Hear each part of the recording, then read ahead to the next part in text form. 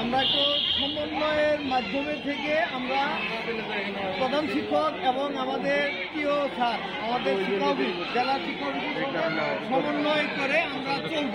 কিন্তু এখানে পরিবেশ পরিস্থিতি উগ্রতার কারণে আমরা তাদের অবস্থান থেকে আমরা ফেরত আসতে যাচ্ছি।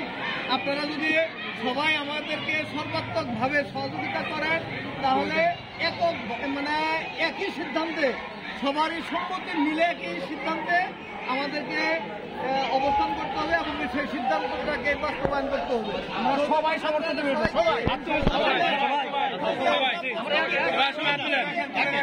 প্রশ্ন চলবে না, কোনো প্রশ্ন চলবে না। আপনারা কি সবাই এক আছেন? কোনো প্রশ্ন চলবে না। এখান থেকে যে আবার বাইরে স্কুলে যে আপনারা তো কোনো 2 নম্বরই কোনো কথা বলবেন না।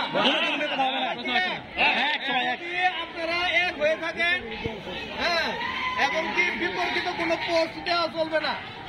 যদি থাকেন তাহলে যদি কারো বিপরীত কোনো পোস্ট দেওয়া থাকে তাহলে ওই বিপরীত পোস্টের উপরে আমরা কিন্তু আমাদের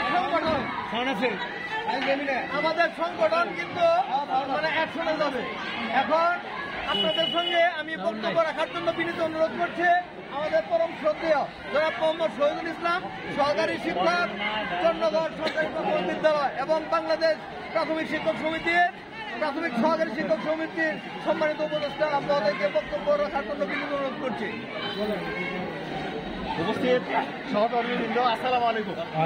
আমাদের সহকারী শিক্ষকদের 10ম গ্রেড বাস্তবায়নের জন্য আমরা সারা বাংলাদেশ ব্যাপী আমাদের যে আন্দোলন চলতেছে, এই আন্দোলনের অংশ হিসেবে আমরা আমাদের এই বার্ষিক পরীক্ষা অর্থাৎ 3য় সাময়িক পরীক্ষা আমরা বর্জনের পথে আমরা সবাই এক বাক্যে আমরা আছি যে আমরা পরীক্ষা, আমাদের দাবি বাস্তবায়ন না হওয়া পর্যন্ত আমরা পরীক্ষা নিব না। এই হলো আমাদের ধন্যবাদ। আমাদের বক্তব্যে আমরা অবশ্যই অটল থাকবো, এই প্রতিজ্ঞা করে আমি আমার বক্তব্য শেষ করছি। আসসালামু আলাইকুম। ধন্যবাদ জনাব শহীদুল ইসলাম খানকে তার বক্তব্য রাখার জন্য। সম্মানিত উপস্থিতি সহকর্মীবৃন্দ, আপনারা জানেন আমরা সকল সংগঠন দলমত নির্বিশেষে আমরা একই সিদ্ধান্তে উপনীত হয়েছে, সেটা হচ্ছে আমরা পরীক্ষা বর্জন করব। আমরা সকল সংগঠন, সকল ব্যক্তি সবাই আমরা এক এবং অভিন্ন। তাই আপনাদের কাছে জোরালো অনুরোধ আবারও রাখছি, সেটা হচ্ছে আমরা সবাই পরীক্ষা বর্জনের পক্ষেই আছি এবং কি পরীক্ষা বর্জনের পক্ষেই থাকবো ইনশাল্লাহ। বক্তব্য রাখার অনুরোধ করছি জনাব মোহাম্মদ মাজহারুল ইসলাম রিপন, সহকারী শিক্ষক, আটপাত্রা সরকারি প্রাথমিক বিদ্যালয়। আমি তাকে বক্তব্য রাখার জন্য অনুরোধ করছি। সম্মানিত উপস্থিতি, আসসালামু আলাইকুম। আপনারা জানেন গত 8 তারিখ থেকে এই ডিসেম্বর মাসের অক্টোবর 8 তারিখ থেকে নভেম্বর 8 তারিখ থেকে আমরা ঘরে অবস্থান করেছি।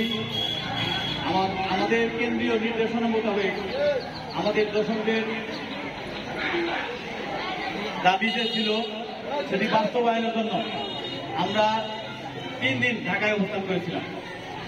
পরবর্তীতে প্রেস বিজ্ঞপ্তির মাধ্যমে আমাদেরকে দাবি মেনে নেওয়া হবে এই আশ্বাস দিয়ে আমাদেরকে ঢাকা থেকে শহীদ মিনার থেকে আমাদেরকে চলে আসতে হয়েছে।